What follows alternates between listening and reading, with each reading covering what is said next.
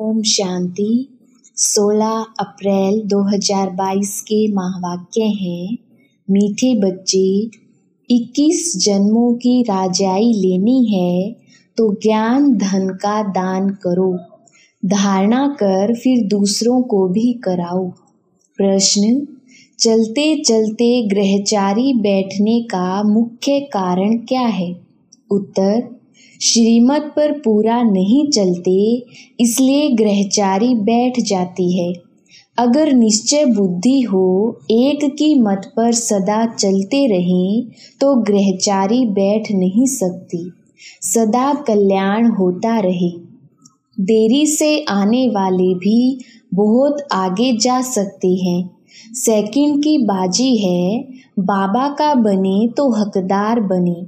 सुख घनेरे का वर्षा मिल जाएगा, परंतु श्रीमत पर सदा चलते रहें।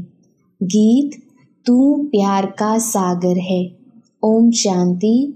ओम शांति का अर्थ तो बच्चों को बार बार समझाया गया है।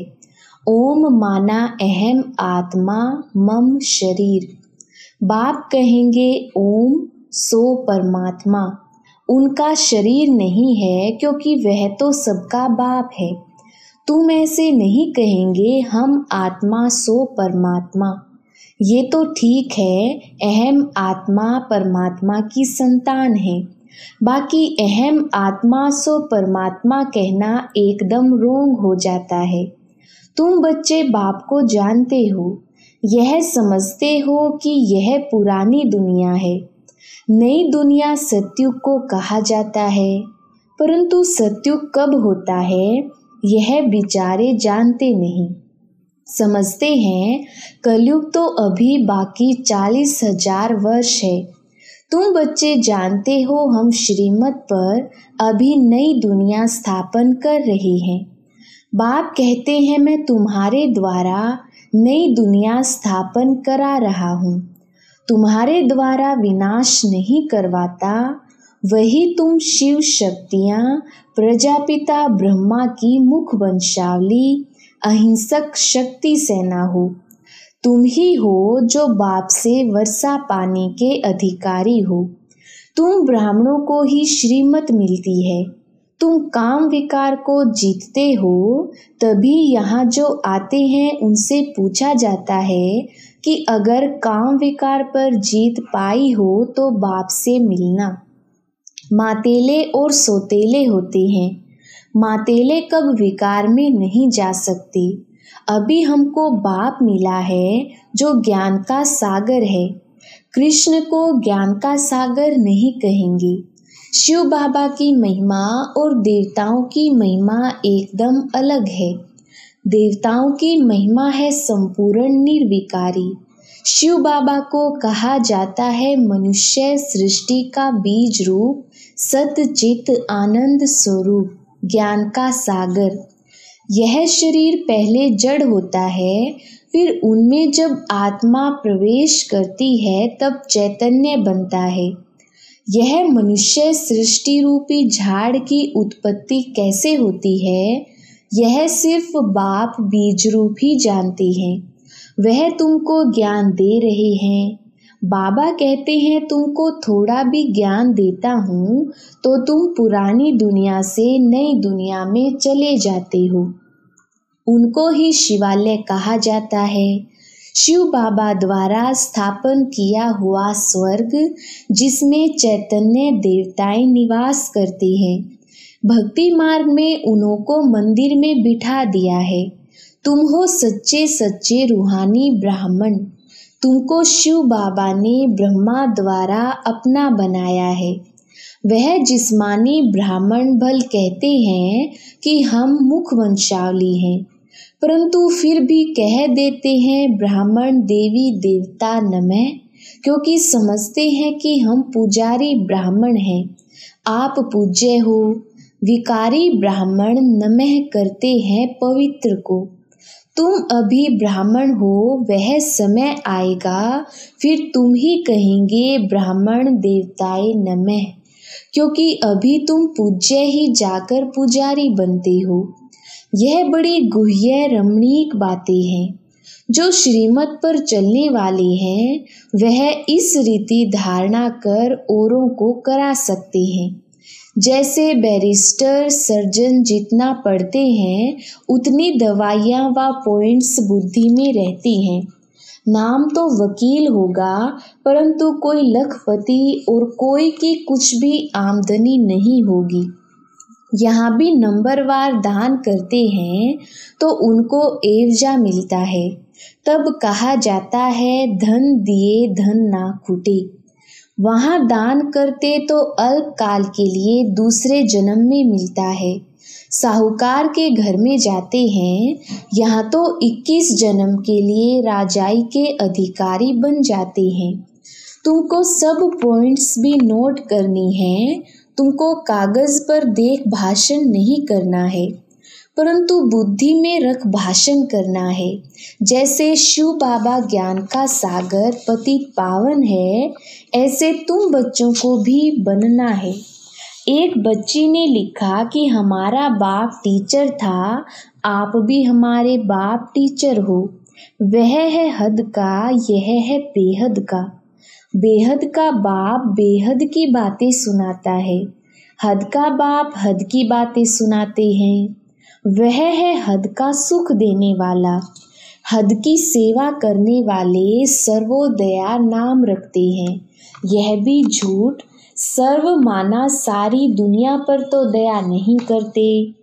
बाप ही हैं जो सर्व पर दया कर पावन बनाते हैं, तत्वों को भी पावन बनाते हैं। एक ही दुनिया होती है, वही फिर नई सो पुरानी बनती है।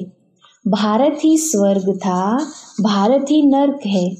ऐसे नहीं बौद्धि खंड क्रिश्चियन खंड कोई स्वर्ग था। एक बाप ही सबको दुख से छुड़ाने वाला हेवनली गॉड फादर है। लिबरेटर भी है, गाइड भी है, उनको सब याद करते हैं। बाप कहते हैं बच्चे टाइम बहुत थोड़ा है, अभी देह सहित सबसे बुद्धि योग हटाओ। अब हम अपने बाप के पास ही जाते हैं, फिर आकर राज्य करेंगे। मुख्य हीरो एंड हीरोइन का पार्ट तुम्हारा है। यथा माँ बाप तथा बच्चे सब पुरुषार्थी हैं। पुरुषार्थ कराने वाला एक ही परम पिता परमात्मा अति प्यारा है। भक्ति मार्ग में भी उनको याद करते हैं परंतु उनको जानते नहीं। ऋषि मुनि आदि भी कहते थे रचता और रचना बेअंत बेअंत है, तो आजकल के गुरु कैसे कहते हम ही परमात्मा है। देलवाड़ा मंदिर में आदि देव का चित्र है। नीचे काला दिखाते हैं, फिर अचल घर में सोने का रखा है। नीचे तपस्या कर रहे हैं, ऊपर स्वर्ग है। यह है हमारा यादगार। पतितों को पावन बनाते तो संगम हुआ ना। भक्ति मार्ग वाले भी होंगे। बाबा इस शरीर द्वारा अपना जड़ मंदिर यादगार भी देखते हैं, समझाते हैं। मैं देखता हूँ यह हमारे यादगार बने हुए हैं। तुम भी अपना यादगार देखो। पहले तुम नहीं जानते थे कि यह हमारा यादगार है, अभी जानते हो। तुम जो पूज्य देवता थे सो अब पुजारी बने हो। हम सो देवता, हम सो क्षत्रिय, हम सो का अर्थ भी तुम ही जानते हो। नई दुनिया सो पुरानी कैसे बनती है। नई बने तब पुरानी का विनाश हो। ब्रह्मा द्वारा स्थापना तो जरूर यहाँ होनी चाहिए। प्रजा यहाँ रचते हैं, सूक्ष्म वतन में तो ब्रह्मा अकेला बैठा है। रचना रचकर पूरी की तो फरिश्ता बन गई। तुम हो प्रजापिता ब्रह्मा, मुख वंशावली ब्राह्मण कुल भूषण। सर्वोदया लीडर वास्तव में तुम ही हो। श्रीमत से तुम अपने पर भी दया करते हो तो सर्व पर भी दया करते हो। श्री श्री शिव बाबा बैठ तुमको श्री बनाते हैं। श्री श्री वास्तव में एक को ही कह सकते हैं। पतित पावन सर्व का सद्गति दाता एक ही है। बाकी यह है असत्य, झूठी दुनिया। इसमें जो कुछ बताते हैं वह झूठ ही झूठ है। रचता और रचना के बारे में ही झूठ बताते हैं, बाबा सच बताते हैं। इसको सत्यनारायण की कथा कहा जाता है। तुम ज्ञान से देखो क्या से क्या बन रहे हो। श्रीमत पर जितना चलेंगे उतना ऊंच पद पाएंगे।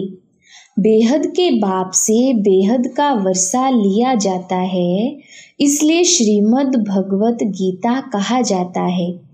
बाकी शास्त्र हैं उनकी रचना। गीता माई बाप है।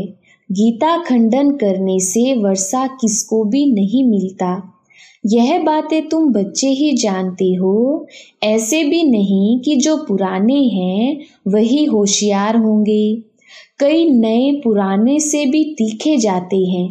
देरी से आने वाले भी ऊंच पद पा लेंगे। सेकंड की तो बाजी है। बाबा का बना और हकदार बना। अगर कोई ठहर नहीं सकते तो बाबा क्या करे। निश्चय बुद्धि हो, श्रीमत पर चले तो बस। जैसे उस कमाई में दशा बैठती है वैसे यहाँ भी दशाएं बैठती हैं। गृहचारी भी बैठ जाती है क्योंकि श्रीमत पर नहीं चलते। बाकी है बिल्कुल सहज बात। बाबा मम्मा का बच्चा बना तो सुख घनेरे का वर्षा मिलता है। एक की मत पर चलने से ही कल्याण है। जिसको तुमने आधा कल्प याद किया अभी वह तुमको मिला है तो उनको पकड़ लेना चाहिए। इसमें मूंझते क्यों हो। बाबा कहते हैं फिर से ड्रामा अनुसार राज्य भाग्य देने आया हूँ। मेरी मत पर चलना होगा। बुद्धि से मुझे याद करो और कोई तुमको तकलीफ नहीं देता हूँ। स्वर्ग का वर्षा भी तुम पाते हो। कल स्वर्ग था, आज नर्क है। अभी फिर स्वर्ग बनना है। कल यहाँ मालिक थे, आज बैगर बने हो। प्रिंस और बैगर बनने का यह खेल है। कितनी सहज बात है। देही अभिमानी नहीं बनते, इसमें ही मेहनत है। सन्यासी लोग कहते हैं तुम्हें क्रोध आता है तो तुम मुख में मोहलरा डाल दो। यह दृष्टांत सब इस समय के है। भ्रमरी का मिसाल भी यहाँ के लिए है। विष्टा के कीड़े को आप समान बनाती हैं। कमाल है। बरोबर इस समय सब विष्टा के कीड़े हैं। उनको तुम ब्राह्मणियाँ भूं भूं करती हो। कोई तो ब्राह्मणी या ब्राह्मण उड़ने लायक बन जाते हैं। कोई शूद्र का शूद्र रह जाते हैं। सर्प का मिसाल भी यहाँ का ही है। तुम अपने को आत्मा समझो। यह पुरानी खाल उतार सत्युग में नई खाल लेनी है। बाप है ज्ञान का सागर। गीता कितनी छोटी बनाई है। श्लोकों को कंठ कर लेते हैं। सब लोग उन पर फिदा हो जाते हैं। गीता पढ़ते पढ़ते कलयुग का अंत आ गया है। सद्गति किसको भी नहीं मिलती। तुमको थोड़ा ही ज्ञान देता हूँ, तुम स्वर्ग में चले जाते हो। कितना मीठा बनना है। धारणा करनी है। विचार सागर मंथन करना है। दिन में धंधा करो, बहुत कमाई होगी। सवेरे सवेरे आत्मा रिफ्रेश होती है। बार बार अभ्यास करने से आदत पड़ जाएगी। अभी जो करेगा वह ऊंच पद पाएगा। निश्चय बुद्धि विजयंती, संशय बुद्धि विंशंति। बेहद का बाप मिला है, इसमें संशय क्यों लाऊं।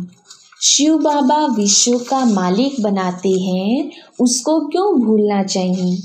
इन ज्ञान रत्नों से बड़ा प्यार होना चाहिए।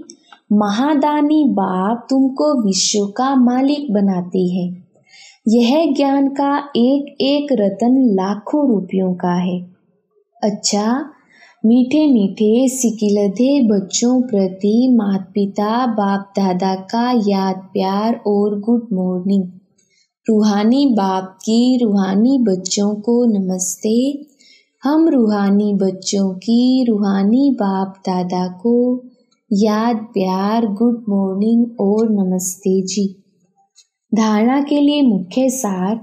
पहला पॉइंट है, श्रीमत पर चलकर अपने ऊपर आपे ही दया करनी है।